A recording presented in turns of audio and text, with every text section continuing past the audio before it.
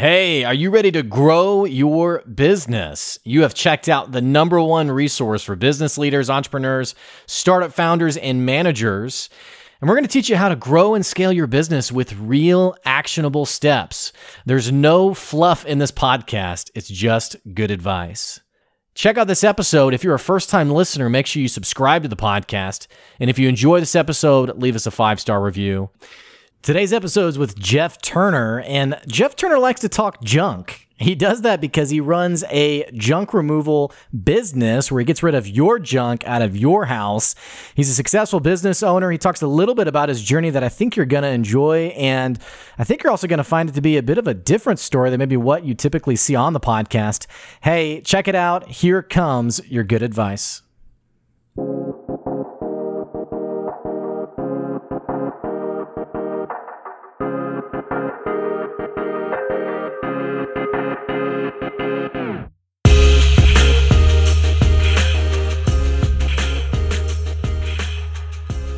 Hey, thanks for checking out another episode of the Good Advice Podcast. We're going to bring you some good advice today. I'm sitting down with Jeff Turner.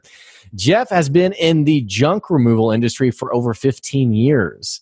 And in the junk removal industry, he's found the secret of success, where success starts by subtraction. Jeff, thank you for being here today. Oh, thanks, Blake. Thanks for having me. All right, so this is unique. You got to tell me more about what you do for a living. Well, I mean, I've been in the junk removal business for over 15 years. When people are calling to get rid of stuff in their basement, attic, and garages, they call a company. They could rent dumpsters, or they can get rid of it themselves, or they call a company like mine, and we come in with a truck and a couple of guys, and we remove whatever they have, and we take it away. Well, I mean, my mind's already going, man. You must have some crazy stories, just stuff that people have held on to.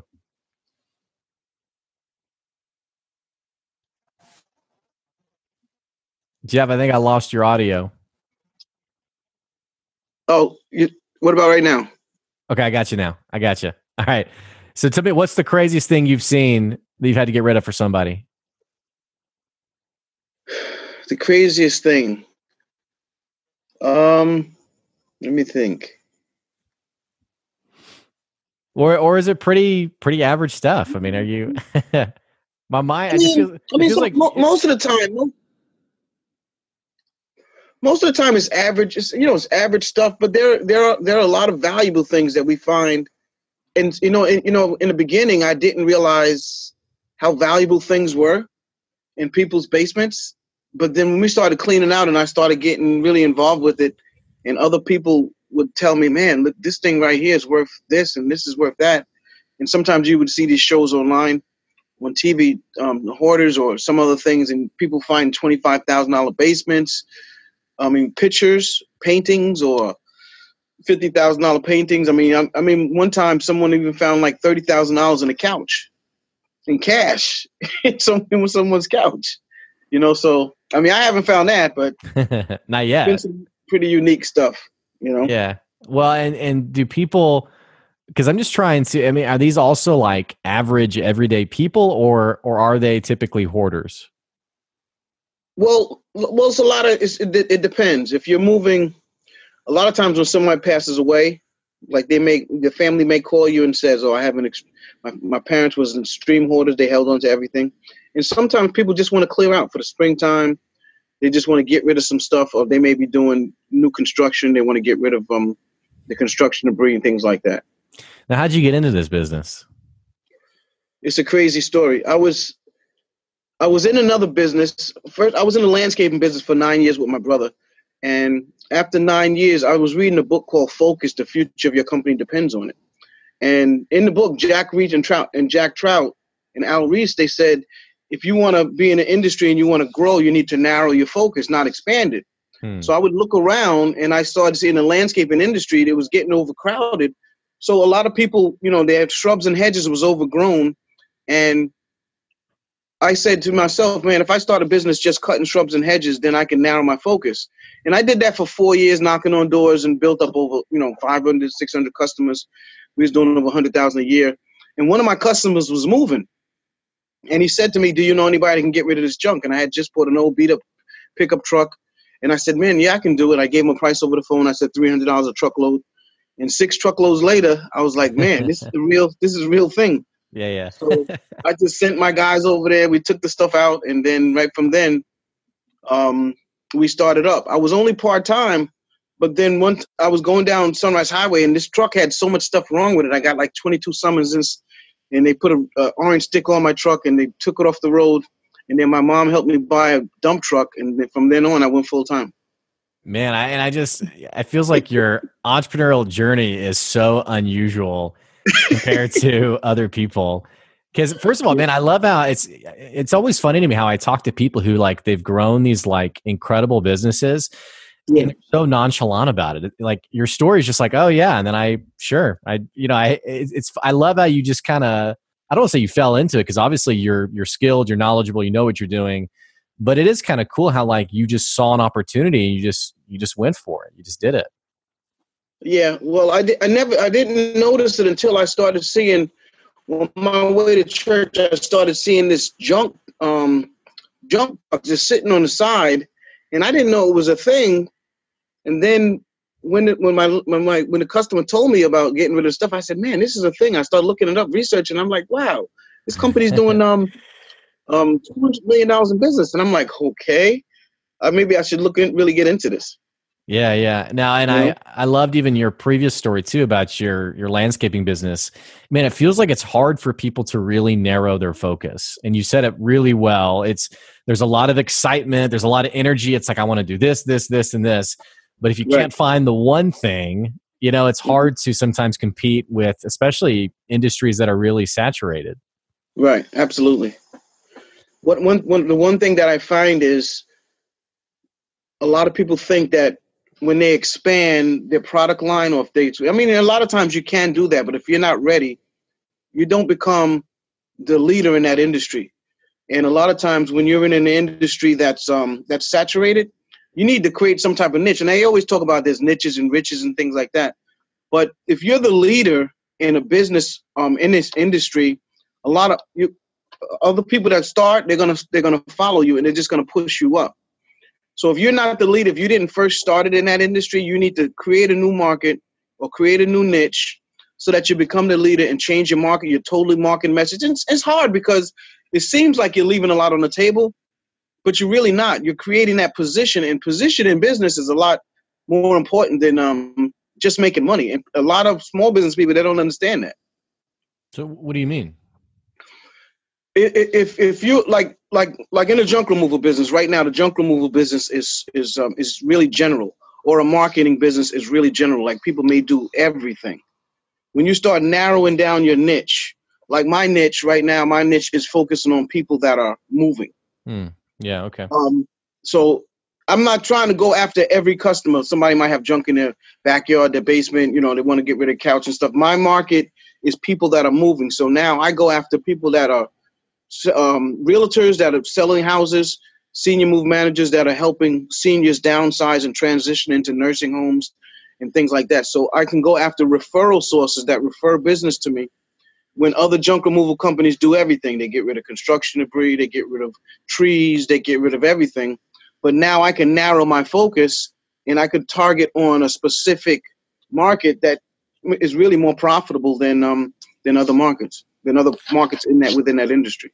And and that makes sense. What I've noticed is a lot of especially entrepreneurs, but especially business owners, they don't know what the word, like they'll talk about their niche, but then when they say what their niche is, so here's a great example. I was listening to a guy and he was like, yeah, my niche is men and women who use the internet. And I was like, okay, so 7 billion people then. Okay. But in his mind, it's like, oh yeah, it's super clear. It's really clear. And it's like, it's not clear.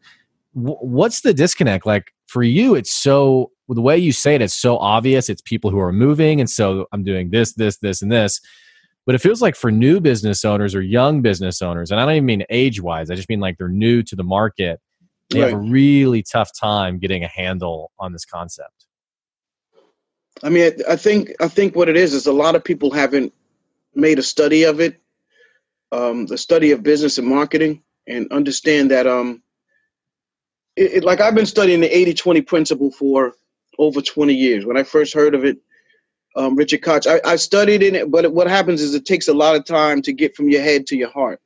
And then when I started this junk removal business, I said to myself, and this was in 2005 or something like that, I said, I'm gonna start using this 80-20 principle and see if it really works. So I said, I'm not gonna do anything else. I'm not gonna get on the truck. I'm not gonna move junk. I'm not gonna do anything but focus on making my phone ring. And I was only working, and it may sound crazy, but it was in my head, 80-20 principle, work less, earn more. I focused on getting my phone to ring, and I would work maybe 2 or 3 hours a day. And after 3 or 4 months, we was doing over $30,000 a month. And I was like, wow. I said, this is crazy. I'm only working 2 or 3 hours a day. I'm going to the beach. I'm going to the mall. I'm doing all types of stuff. And the business started to boom. And I'm like, the narrow focus that I had, it was enough to create enough value to create the business to go up. Now the industry was going at the same time, and that's important.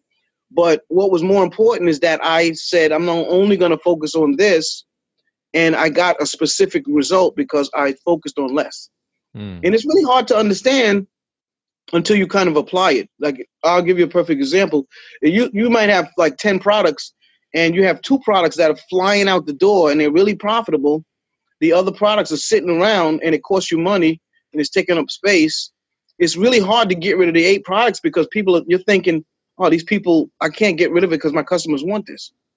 But if you're really smart, you would focus more on the 2 products, get rid of the other ones, so you work less, you spend more time on those ones that are moving, and then the business is going to be a lot more profitable. Genius concept. I love that concept. And I think you've nailed it. It's a lot of times as the business owner, you see these customers over here that you don't want to let them down. And it's like, well, I have, my friend's mom buys this product. And so I don't want to not sell it. It reminds me of a guy I was talking to. He ran like a coffee business and he had like 18 different blends of coffee. And I was like, man, who wants to buy 18 different? But as the business owner, a lot of times you feel like it gives you credibility when you have all these products instead of really understanding the power of exactly what you're talking about, focusing down and going all in on, man, here's our one thing or here's our 2 things that people really love. Right. Well, I love that about you. That's awesome. And you sound like somebody who has business always been in your blood, or did you have to learn this stuff? Or I mean, yeah, my father, when we was young, my father had us out doing 11, 12 years old, moving snow, pulling grass, pulling weeds, cleaning out, warehouses, picking up rocks, all types of stuff when we was younger. And as we start to grow up, my brothers and I, we're all in, self-employed in businesses. There are a lot of things that you need to learn in business. One thing I learned is business is a development. And a lot of times small business people think that because I can cut grass, I can create a business. But I've learned that business is a development and you have to understand the nuance.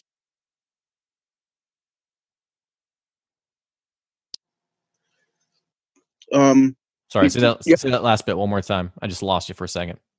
Yeah, you have to break things down to its least common denominator.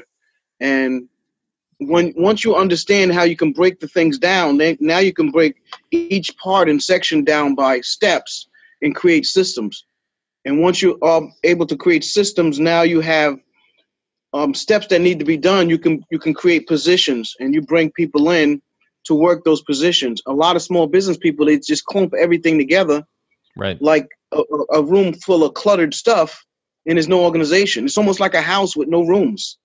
Yeah. Like if you had no rooms in the house, you wouldn't know where to cook. You wouldn't know where to sit. You wouldn't know where you're going to go to the bathroom and stuff like that. So they separate all the rooms so that each room has its own compartment, but it creates the whole house. Well, it's amazing like how many small business owners I'll talk to who will be looking at like their money, hey, let's look at your budget. Let's look at like your P&L.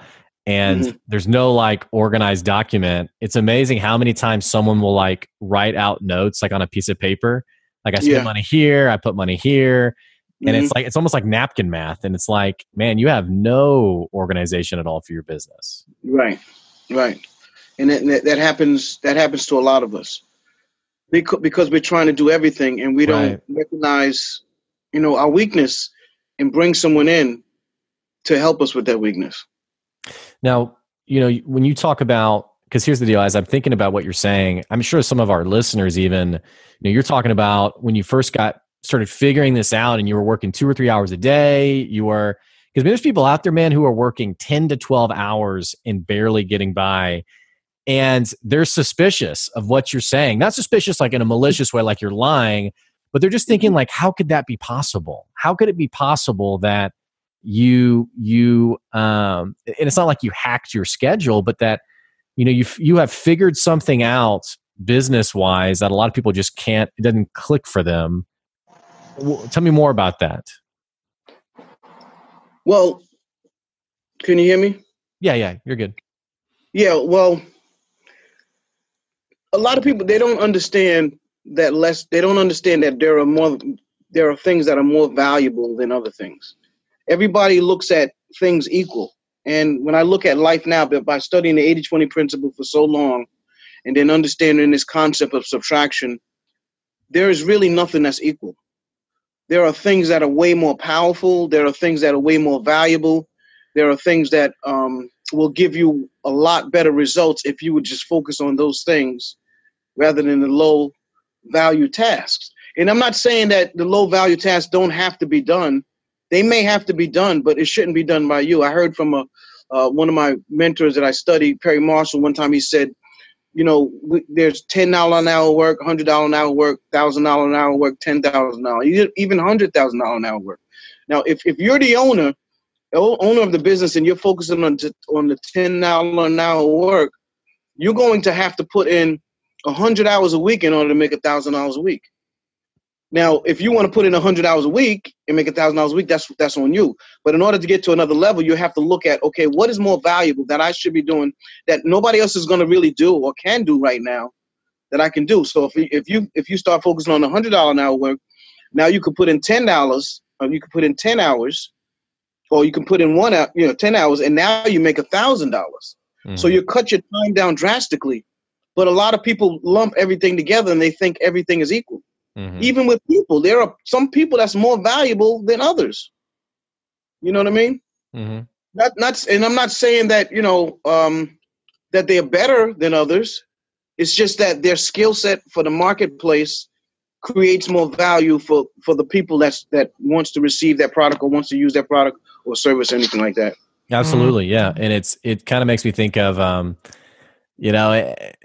honestly, what it makes me think of is people who have like these weird, random, zany talents, and they think that they can, it's like the person who sells like the bracelets on the side of the road, right, for like $5 each or whatever, which not that person hasn't put a lot of love and attention into those things, but the market's very, it can be a harsh place, which is why you have to really think about what am I going to invest my time in a way that the market is saying, yes, I want that, and I'm going to pay for that.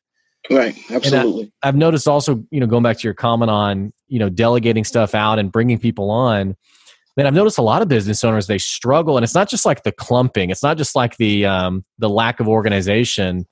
Man, for some leaders, I guess it's control and I guess it's ego. It's I have to be involved with everything because I can't let go. I can't not be the central person.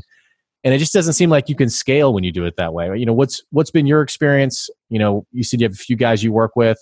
What does it look like for you? I think it depends on the trust thing. Like a lot of people, they say you can't find good help or you can't trust anybody. I mean, and that's what life is all about and relationships is all about. If you can't trust, then how are you going to get ahead? How are you going to move ahead? One of the things that I found when I'm trying to do everything myself, there's some times when I'm not doing the things I know I'm supposed to do because I might not like doing it, even though it has to be done. But when you bring other people on and that's their specific job and that's all they're focused on doing, it's a lot easier to get done. As a business owner, there's so many different things that we have to do that fall through the cracks, and we don't get them done because there's so many different things. But when you bring on people and they have a specific job, it's so much easier because it's easy to do one of things. It's easier to focus, especially if somebody's telling you what to do, and especially if it's a step by step by step. And if you wrote down the steps, a lot of business owners, this is what I say: if you think about the strategic part of your business and you think about everything that needs to be done, You break everything down and you create steps. Boom, boom, boom, boom, boom, boom, boom. And then you would hand it off to someone. Not saying that they have to follow it that way, but then they have steps. They know exactly where to go. They can add the things that they learn to it and stuff like that.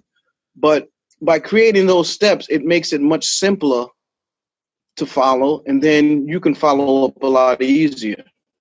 You ever read when you break them down to the least common denominator. Have you ever read the book, The E-Myth? Yeah. So E-Myth. Matter of fact, I studied that. Yeah, it's a good book. Well, there's a great line in there that talks about working in your business versus working on your business, and it's about, you know, being so trapped in the day-to-day that you never like get out and look at the business, you know, from 30,000 foot view. But that's exactly what you're talking about. You're talking about actually creating strategy around the business rather than, you know, even letting your daily schedule run you and dictate what you're going to be doing. Right. Absolutely. And you sound like you love to read business books. I mean, you've named a few that I need to pick up myself. Well, I've been studying business and marketing since, when I was 17 years old. A good friend of mine, we was playing basketball at my friend's house, and he gave me the book Think and Grow Rich. And from that time on, I was just a self-development junkie. And I just constantly read books and, marketing and business type books. Not so much finances and money, which I should, that was one of the mistakes that I've made. I'm looking in the past, one of the mistakes I've made, I didn't focus on restudying the finances and the, kind of what to do with the money. But I studied the business, the marketing, the development part. And it was really important aspect of the growth of, of your thinking, Well, how many business owners do you run into who they just aren't self-developers or, when you look out on the local level, you see it everywhere. When you go to different conferences and stuff, you may see it. A lot of people are really the same, but, sometimes we act like we're doing more than what we really are. Like we know that most people are in the same situation. The 80-20 principle says 20% of the people are producing 80% of the results or anything like that. And I totally believe that. So 80% of the people we look at are actually, you have the same problems. We're trying to learn the same things. We're trying to move up. We're trying to get ahead. But we're all going through the same struggles, the same problems. But it on the outside, it looks like we're really not. Once we start to admit that and we start to make those changes, the necessary changes, we start with subtraction, then we can move forward. But a lot of people, it's like we play this game like, oh, man, this is what I'm doing and this is how I'm doing it and stuff. And then we don't – if you was to look at a multi-billion-dollar company or a multi-million-dollar company and you see how they ran their operations, you'd say, man, I'm not really up to par. I'm not really up to par where I should be. Yeah, and I've noticed that, especially in today's social media world, people are really good at presenting themselves as better than they're actually doing in their business and in personal life. Man, I've also noticed that people, some people just can't, in the personal development space, they cannot, I don't want to say they can't take advice. And you've probably run into people who've asked for your perspective, who, you told them this is what you need to go do. And then they go do the opposite. Or, going back to the E-Myth, I had a guy who was like, oh, his business was really failing. And he's like, oh, I've read that book. It stinks. It doesn't apply to me. And I was like, really? Because it's literally about a failing business, which is what you have. And he was like, oh, yeah, right. Well, I just shouldn't get anything out of it. And, there's just some people, they just can't, for whatever reason, they just cannot, they just can't take advice. I don't know. Yeah. I mean, like I said, it takes a while to get it from your head to your heart. One of my assistants one time said to me, when you get sick and tired, you'll change. And some people need to change their environment. Some people are going through struggles in life. There's just so many different aspects of things that can affect our business. One of the things that affected my business going through a divorce, and it had me, for 10 years I was drifting. Like after 2007, 2008, we're doing all this business stuff and then going through this separation and a marriage, and then just frustrated and stressed out, and the kid's not living with you anymore. And I went through 10 years of just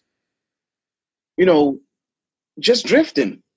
I wasn't focused on my business. I was doing a lot of writing because I write a lot. I wrote, and in that meantime, I wrote a couple of books, but it made me, like, life made my business become on hold. Hmm. So I had to stop. I didn't really have to stop, but it was just like I was like in limbo. Hmm. And it took a certain time. I got to a certain point, like in 2015, I wrote my first book, Downsizing Before Transition, targeting seniors that are going to nursing homes and stuff. And I was like, I really realized that I love to write. So now I'm in this business space and I'm running this business. I'm trying to run a business, but I realize I'm focusing maybe on the wrong thing. Like, my passion and what I love to do is speak and write. And I'm not doing that.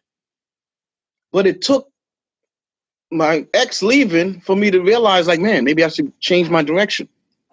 Yeah. You know what I mean? And it's, and obviously, like, you know, and I empathize with your circumstances and like what you've been through. And we all, you know, we all have these Thank things we go through.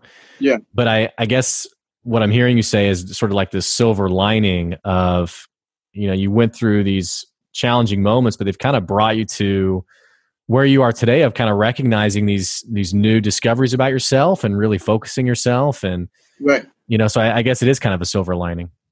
Yeah.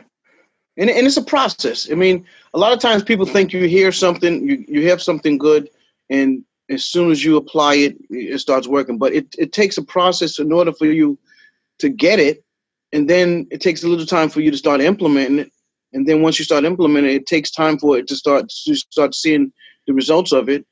Unless you're dealing with 80-20, because once you start change your focus from low value activities to high value activities, usually within a short period of time, you notice a huge difference. Like 2 years ago, I was spending like $5,000 a month on Google Ads, and I'm getting a lot of customers that I really didn't want. Like, people would call me, checking out prices and thinking about, okay, I want to get rid of the junk, and it was, jobs, maybe $100, $200 jobs, things like that. And I had to go through a lot of leads. Then I shifted my thinking. I'm like, man, if I'm spending this much money here, but I'm not going after people that are in a specific niche, like more profitable job, then I'm kind of turning my wheels. So then I started changing my thinking. If I started spending money on going after referral sources, Yeah. even if it was direct marketing, even if it was on social media, it doesn't really matter where. But if I change my attention, and if I get 100 realtors to refer me one job or 2 jobs a month, that's going to change the profitability of the business. And that's what I started to focus on. I started to see that. And a lot of business owners, they just don't want to stop doing business the way they've always done it. Yeah. And I guess as I'm listening to you, I wish I want to, like, grab this soundbite, because it's what you've shared could totally revolutionize a lot of people's current business, because they are spinning their wheels, that whole 80-20 concept. They're spinning their wheels on what they've either always done or what feels right in the moment. But just because it feels right in the moment doesn't mean it's actually profitable for you long term. I talked to a guy who he's been working on a podcast for forever. And I said, well, do you get any business from the podcast? And he was like, oh, no, I don't.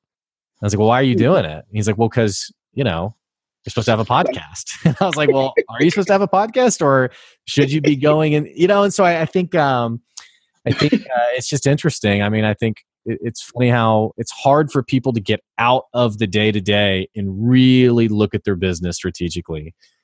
Right. I appreciate your story about that. I mean, it's more than that. Like, to me, the 80-20 principle, like I've been studying it for a long time, but then there was one day when I was in my business and I was thinking about teaching and writing, and I'm thinking about all of these people and how most people have a success formula. And I'm like, what can be my success formula? What could be my word? Because I'm studying the marketing books and stuff. And one day I was just sitting in my office like I always do. I don't work a lot. I don't spend a lot of time. I'm not working 10 hours a day, 12 hours a day like most people.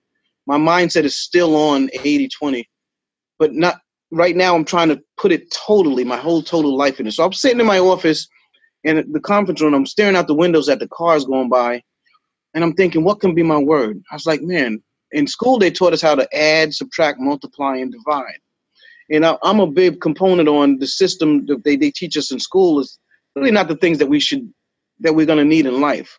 And I was like, man, they taught us how to add and subtract, multiply and divide. And I said, success starts with subtraction. It doesn't start with addition. So now everybody is programmed that I need to have more. I need to do more. I need to try to accomplish more with more instead of less. And I realized, like, man, this is crazy. So what I did is I created the success formula, and I just changed the order: subtraction plus addition. So, because if you subtract everything that's around you, just like in a cluttered room in a house, and get rid of everything that you don't need, that you haven't used and stuff like that, you're going to be more clear. Now you can add whatever you need to add. You can put that thing inside the house that you're going to use it, and then you can divide your time. Like when you're dealing with business, you can you divide your time, you delegate, you hand it off, and now you can multiply.